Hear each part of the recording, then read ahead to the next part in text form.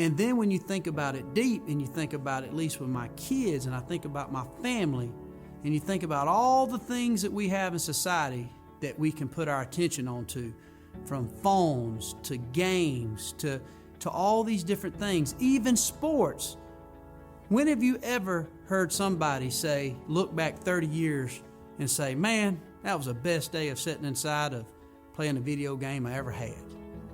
I mean, a lot of times you don't even look back and say, man, I remember every time we went out there and played tackle man with a football.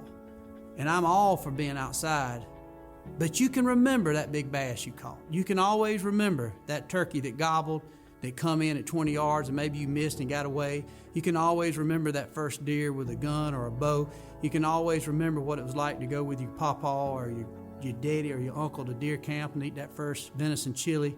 So if we think about it, some of the simplest things that we could ever do for therapy and to bond as a family, and I know it's been important to me, is just simply get outside and hunt and fish.